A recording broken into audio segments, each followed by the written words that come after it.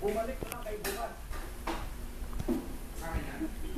Oh, mag-good time muna kayo. Hindi na maaari yun. Dahil hindi sa pasokan nito eh. Kailan sumama ko sa akin. Teka, tigas naman ako. Sino ba yung trabado nyo? O sa akin mo ha?